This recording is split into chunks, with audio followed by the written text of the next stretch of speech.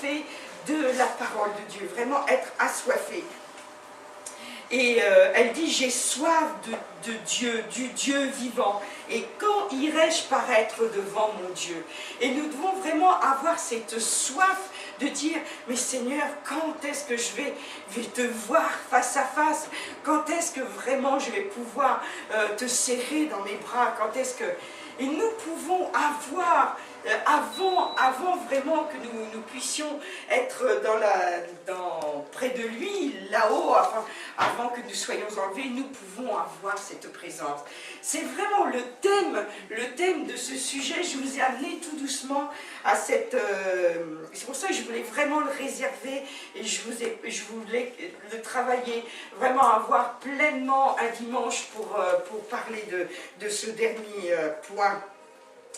C'est une réalité. Nous pouvons être dans une présence intime de la présence de Dieu. Dans le psaume 63, verset 1-2, allez chercher le psaume 63, verset 1-2, vous pouvez voir que dans beaucoup d'endroits dans la parole de Dieu, eh bien, on parle justement d'avoir soif. D'avoir vraiment soif, de soupirer après Dieu. Quand on soupire, les amoureux soupirent l'un après l'autre. Hein. Qu'est-ce que je t'aime, ah mon chéri, qu'est-ce que je t'aime. On soupire et de même on doit soupirer après Dieu. Dieu dit toujours, mais vous étiez si amoureux quand vous m'avez rencontré, vous étiez si amoureux. Et puis là, où il est votre amour? On dit dans le monde, les couples, oh ben voilà, quand ils se rencontrent, ils ont le coup de foudre et tout, les premiers instants c'est merveilleux, tout va bien et tout, ceci et cela. Et puis au fil des années, l'amour se dégrade. Quelle honte, quelle honte. Au contraire, quand nous sommes en Christ, et bien au contraire, l'amour va grandissant. Et de même justement, envers le Christ, notre amour doit aller grandissant. On doit avoir le cœur, quand on parle de Jésus, quand on lit sa parole, quand on écoute un prédicateur, et bien on doit avoir le cœur qui explose. Quand on entend les louanges et tout ça, on doit avoir le cœur qui est au bord de l'explosion. Hein. Je dirais même des fois c'est de l'implosion, parce qu'on a l'impression que tout s'effondre. Il y a des moments où j'ai l'impression que mon cœur va pas soutenir l'amour du Christ et tout, vraiment, qui va pas soutenir sa présence tellement elle est forte, tellement elle est bonne. Ouf, et d'y penser, waouh, c'est vraiment extraordinaire. Et j'ai bien aimé, il y a ces derniers temps, je crois que c'est Dom qui nous en a parlé à la première, mais je ne sais plus où tu avais vu ça, où tu avais reçu ça, de dire Seigneur, montre-moi combien tu m'aimes. Montre-moi combien tu m'aimes. Montre-moi comment tu m'aimes. C'est vrai qu'on dit toujours aimer Dieu. Oui, c'est une réalité, oui. Mais si vous ne savez pas combien vous êtes aimé de Dieu, vous aurez du mal à redonner cet amour, à transmettre cet amour. N'oubliez pas que nous sommes des canaux. Hein, nous sommes des canaux. Et si vous ne savez pas combien Dieu vous aime, mais il vous aime tellement, il vous aime avec vos défauts, avec vos faiblesses. Évidemment, quand vous faites quelque chose pour lui faire plaisir, eh ben, évidemment, il dit, oh regarde, t'as vu tous les efforts qu'elle a fait? Regarde, c'est pas merveilleux, ça y est, elle a réussi. Mais ce que veut Dieu, c'est que nous entrions vraiment dans tout le temps, à chaque instant, dès que notre esprit s'éveille, ou même la nuit, eh bien, c'est que nous soyons dans sa présence, c'est que nous ressentions vraiment qu'il est là, qu'il est partout autour de nous, et que sa présence est la normalité, sa présence. Ne l'oubliez pas, la présence de Dieu est la normalité. Hein. C'est vraiment l'excellence de sa présence qui fait que le Saint-Esprit se déverse sur nous, et là il y a la puissance la puissance, l'onction. J'ai bien aimé une des réflexions de Flore, pas ce mercredi-là, mais le mercredi d'avant, qui dit Oh, je sens que le Saint-Esprit est content parce qu'on parle de lui. On parle de lui, il est content. Ah, ça me fait... Ah, je sens le Saint-Esprit frémir en moi parce qu'on parle de lui, parce qu'on parle de lui. Hein? Il est vraiment heureux et quand on... Et nous, on doit être pareil, c'est vraiment... On doit les rechercher encore plus, toujours plus. Loïc et moi, on partageait ces derniers temps, on n'est jamais satisfait. Jamais, on est insatiable, il faut rester insatiable, il ne faut pas se contenter, ne vous contentez jamais de ce que vous avez maintenant, jamais, c'est bien ce que vous avez maintenant, mais vous pouvez avoir plus, beaucoup plus, beaucoup plus, prospérer, c'est ça, comme prospérer, c'est qu'on a vu ça dans l'enseignement dernièrement, hein. Quelle est la différence entre être riche et être prospère? Riche, tu as une richesse, mais elle est stagnante. Elle est passive.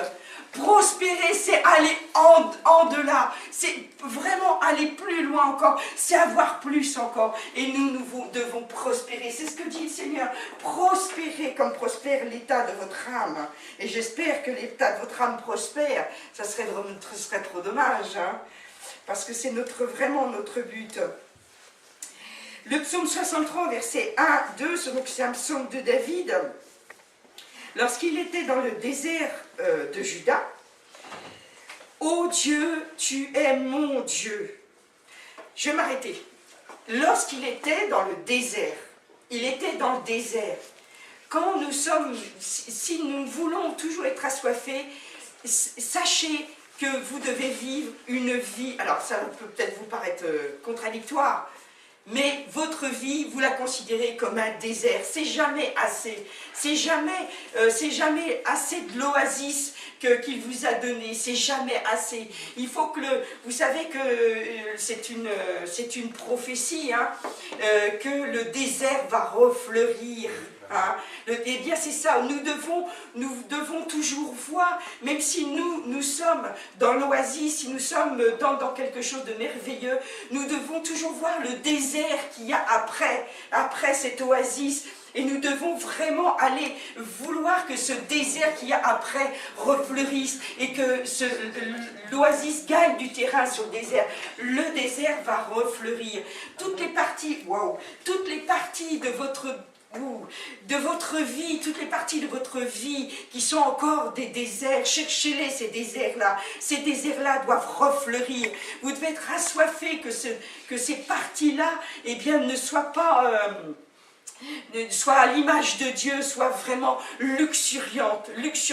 Cherchez l'excellence, recherchez, c'est joli les petites fleurs, là, on commence à voir les petites pâquerettes et les petits boutons d'or, je ne sais pas si vous avez remarqué sur les pelouses, on commence à les voir, mais les petites fleurs, je vois les jonquilles qui sont comme, on commence à être en bouton et tout, ça c'est des petites choses, mais vous devez vraiment aller plus loin, c'est vraiment luxuriant que ça doit être, luxuriant.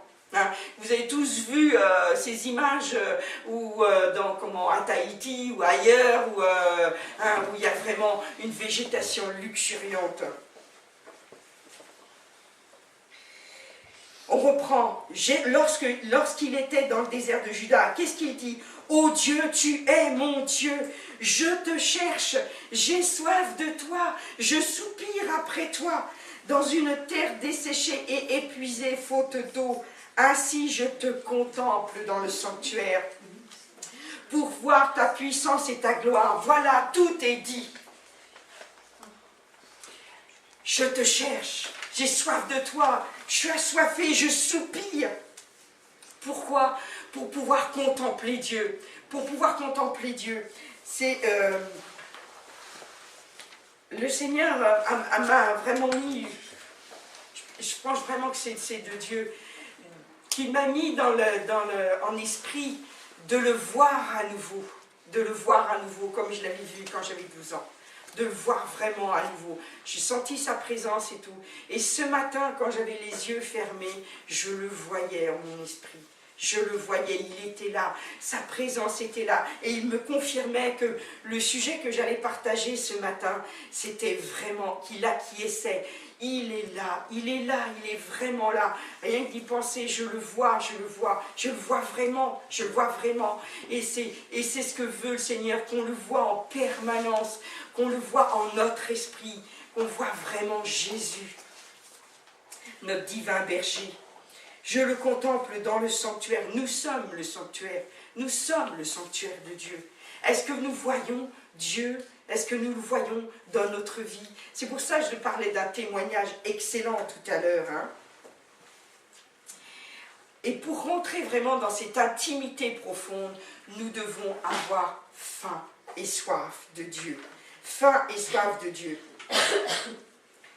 Pour pouvoir expérimenter la puissance et la gloire de Dieu, il faut 3 choses. Vous savez que vous êtes tripartite, hein, en 3 dimensions, esprit, âme et corps. Il faut que votre chair désire, premièrement, entrer dans la présence de Dieu. Votre chair doit désirer, elle doit rechercher le moment, elle doit rechercher l'intensité, elle doit rechercher le lieu, elle doit rechercher, oui, le moment favorable. Votre chair doit se mettre en condition. Votre âme doit avoir soif. Mais une soif, je ne sais pas si vous avez eu l'occasion de marcher dans des endroits où il fait très très chaud, où vous n'aviez pas à boire et tout, et où on arrive, on a la bouche desséchée, et on a l'impression qu'on a des vertiges même, tellement on va tomber par terre, tellement, eh bien c'est cette soif-là dont je vous parle. Une véritable soif.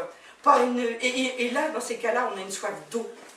On veut de l'eau. Hein. Et l'eau de la parole, c'est ça. Et si vous avez soif, si votre âme a soif, votre âme, je vous le rappelle, hein, c'est votre intelligence. Votre intelligence a besoin d'avoir soif de Dieu. Votre intelligence, c'est de savoir qu'elle va se développer. Je ne sais plus qui c'est qui me disait encore dernièrement,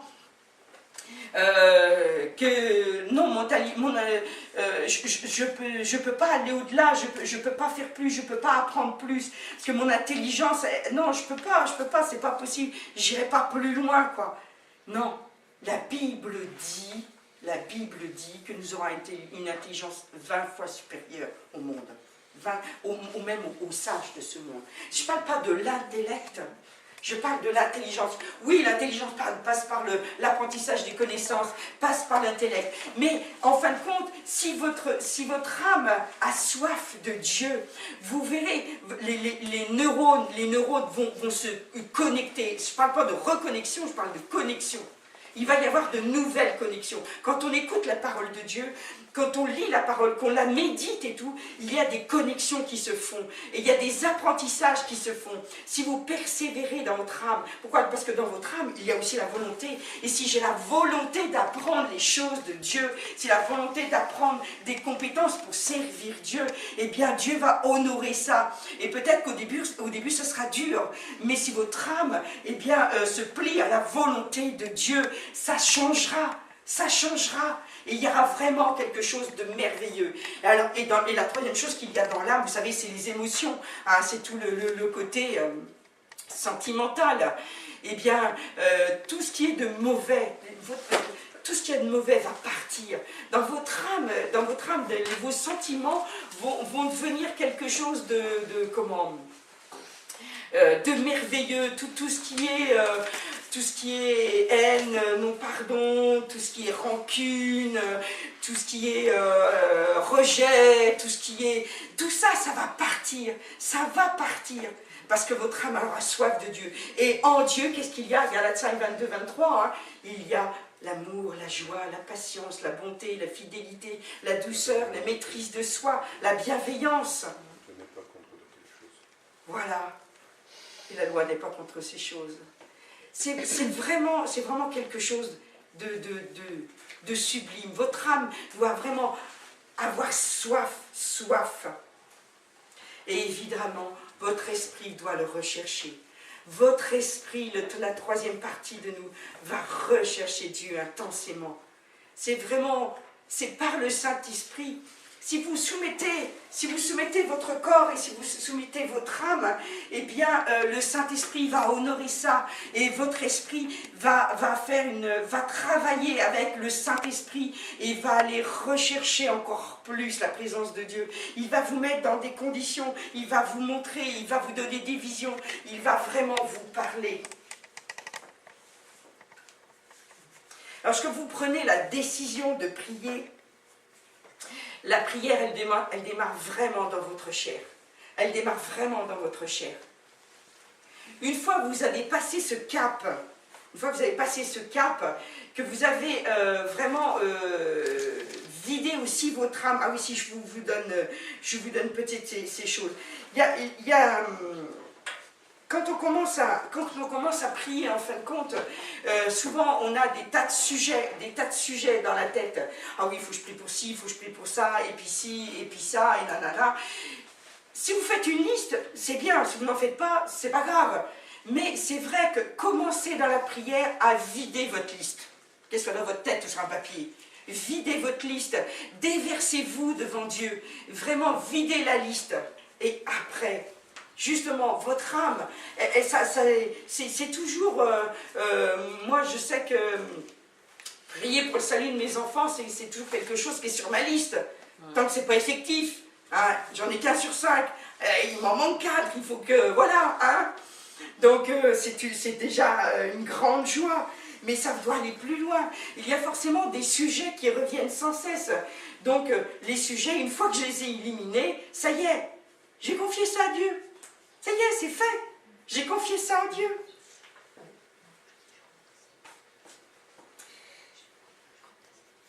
Demandez-lui d'intervenir dans les situations qui vous tiennent à cœur. Ne cherchez pas à faire des listes, à dire « Oh, il faut que j'oublie quelqu'un. Hein » Non. C'est ce que l'Esprit va vous mettre à cœur. Hein. Vous aurez toujours une prière beaucoup plus intense et beaucoup plus efficace si vous déversez devant Dieu ce qui vous tient à cœur. Donc commencez par là. Vous avez commencé dans la chair, vous avez poursuivi avec votre âme. Et maintenant vous êtes libre, votre pensée est libre. Elle est vraiment libre de ces situations. Mais là, souvent les chrétiens s'arrêtent là. C'est gros problème. Ça y est, je suis rentrée dans la présence de Dieu. Allez, ça y est, j'ai fait ma prière et tout.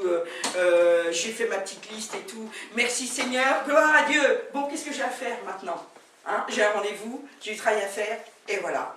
Et on loupe le dernier moment. On loupe ce que l'Esprit a donné. L'Esprit, il a tant à te donner. Et c'est là que tu loupes vraiment tout. Et à chaque fois, eh ben, que tu dois retourner dans la prière, eh ben, tu dois recommencer. Alors, bon, alors, il faut que j'y aille. Oui, alors, c'est quoi déjà? Alors, bon, d'accord. Hein, il faudra recommencer. Tandis que là, si à ce moment-là, une fois que tu as vidé ton sac, on appelle ça vider mon sac, moi, vider ton sac, là, tu peux rentrer vraiment dans la dimension de la présence de Dieu. Parce que tu es vraiment vide. Et là, si tu t'attardes, prends le temps. Prends le temps. C'est pour ça que je vous disais, quand vous vous préparez, ayez le temps de le faire. Le temps de le faire. Oui, ça demandera peut-être de la discipline, de se lever un peu plus tôt. Oui, quand on travaille, hein, il faut trouver des moments. C'est pas toujours évident. Mais en fin de compte, c'est vraiment ça. Parce que votre liste de désirs, ça deviendra insignifiant. Même si ça vous tient à cœur. Moi, le salut de mes enfants, évidemment, ça me tient à cœur. Hein. C'est évident. Mais ça, c'est plus rien après. C'est plus rien. Je vous assure, c'est plus rien. Si vous entrez dans cette troisième phase, en fin de compte, de la présence de Dieu, ce que vous avez à demander, ça ne sera plus rien. Parce que vous savez, là, que votre papa vous aime. Là, vous savez que votre papa, il vous écoute. Là, vous savez qu'il va vous exaucer. Ne manquez pas cette troisième phase. Ne la manquez pas du tout. Dans Psaume 42, verset 7... Ça, c'est une petite chose que vous pouvez retenir. Psaume 42, verset 7. Je n'ai pas écrit tout le psaume, tout le verset, pardon. Mais retenez cette petite portion de verset, dans le psaume 42, verset 7, « Un flot appelle un autre flot ». On parle d'eau. Vous vous souvenez de la biche? Un flot va appeler un autre flot. 42, verset 7. C'est verset 8, nous. C'est verset 8, oui, ça dépend des Bibles. L'abîme appelle un autre abîme. Alors, oui, ça parle d'eau. Hein. Et toutes les vagues et tous les flots passent sur moi. Voilà. Un flot appelle un autre flot. Ça dépend des Bibles. Hein. Verset 8. Verset 8. Un flot appelle un autre flot. Ça veut dire que là, vous allez rentrer dans un autre flot. Si vous rentrez dans cette troisième phase, vous allez vraiment, je vous assure, la biche, elle va découvrir vraiment, pas simplement une petite flaque d'eau. Si vous êtes une biche, et c'est pas simplement une petite flaque d'eau, mais c'est vraiment une cascade. Je mets bien le mot cascade. Hein. Ça va vraiment vous emmener vers quelque chose de plus grand.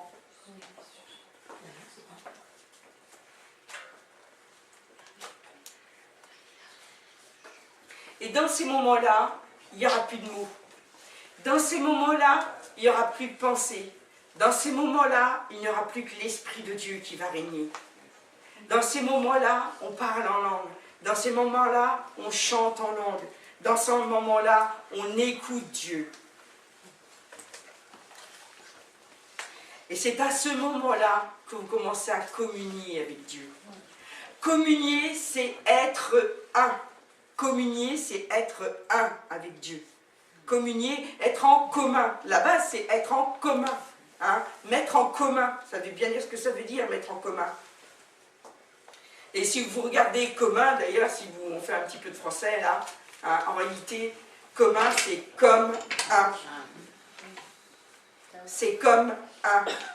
Mettre en commun, c'est comme un. Et donc, communier avec Dieu, c'est être comme un, comme le mari va être en communion avec sa femme, comme un. Un flot appelle un autre flot. Et là, seul votre cœur va pouvoir vraiment déborder d'adoration. C'est là que vous allez rentrer dans cette communion profonde d'adoration. Et c'est vraiment ce que vous devez ressentir quand vous venez le dimanche matin, justement. C'est pour ça que je vous disais, je vous rappelle souvent ces derniers temps, préparez-vous. Préparez-vous dans la chair le matin, il faut se lever, hop, il faut se préparer. Je me prépare dans la chair. Et après, je me prépare dans mon âme. Oui, non, merci Seigneur. Je commence à m'exhorter et j'exalte de joie parce que je vais retrouver les frères et sœurs, parce que je vais rentrer dans sa présence, parce que je vais vraiment être bien avec mes frères et sœurs et je vais communier avec mes frères et sœurs et je vais être comme un avec Dieu. Communion horizontale, communion verticale. Et là, si vous êtes déjà préparé comme ça en venant le dimanche matin, je vous assure que dès que la louange commence, là, vous n'êtes plus qu'en adoration. Vous êtes déjà parti. Vous êtes dans sa présence parce que vous vous êtes préparé. Et là, un flot va appeler un autre flot. Ce domaine, c'est vraiment le domaine de l'esprit. C'est vraiment le domaine de l'onction. C'est vraiment le domaine de sa puissance qui se déverse. Et ça, ce moment-là, c'est un lieu si pur. Ce matin, il s'est passé quelque chose de beau, quelque chose de merveilleux quand on chantait. Il est glorieux, il est vraiment glorieux.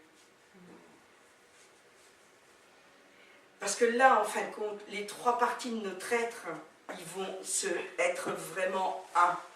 Parce qu'on va pouvoir justement l'adorer et le louer avec tout notre être, corps, puisqu'on peut danser, on peut lever les bras, on peut s'agenouiller, on peut, voilà, on peut vraiment, notre âme, parce que nos émotions vont vraiment transparaître, nos émotions vont s'agiter, tout ça, et en esprit, et là, c'est là qu'on est en esprit, en vérité. Je vous assure que là, nous sommes en esprit, en vérité, parce que nous sommes vrais avec les uns les autres, nous sommes vrais avec notre Père, on ne regarde pas, est-ce que je lève le bras, est-ce que je tape au bon moment, est-ce que je suis en accord avec les autres, tout ça, le reste n'existe plus.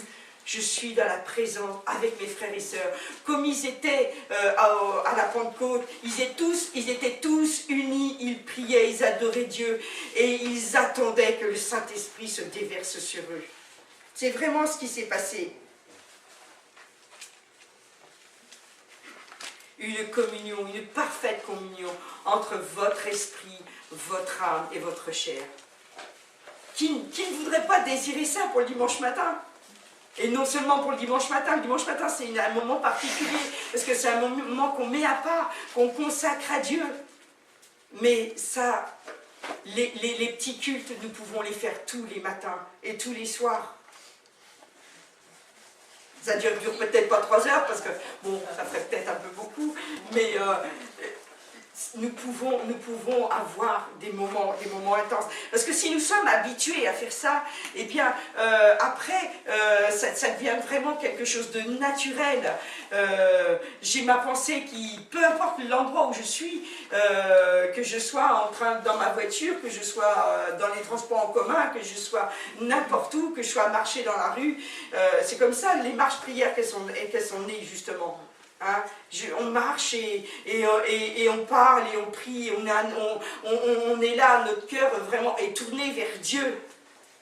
Mais on peut le faire aussi pendant qu'on est enfin nous les femmes, moi je sais, moi en particulier, quand je fais mon ménage, quand je fais mon passage, peu importe, c'est vraiment, c'est une attitude, il n'y a plus besoin d'y penser, c'est automatique, Et si je vois une âme perdue, si je vois quelqu'un qui me parle et puis qui me raconte, ben voilà, c'est pas, tout de suite mon âme se met en prière, tout le temps, tout de suite, et mon esprit me guide.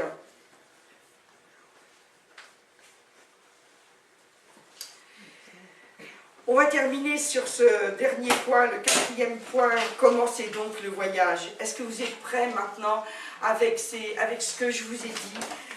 Est-ce que vous êtes prêts à commencer ce voyage? Oui. Amen. Il n'y aura plus aucune limite dans sa présence. Je vous assure, il n'y aura plus aucune limite. Vous entrerez dans des dimensions que vous n'aurez jamais soupçonnées. 24 heures sur 24. Si on reprend Jérémie 29, que je vous ai cité, vous me chercherez et vous me trouverez. Vous me chercherez et vous me trouverez. Vous me chercherez et vous me trouverez, dit le Seigneur. Parce que vous m'aurez recherché de tout votre cœur. De tout votre cœur. C'est ça notre part, de tout notre cœur.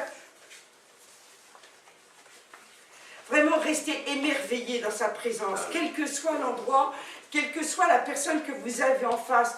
Voyez, même si vous n'êtes pas en accord avec la personne qui est en face de vous.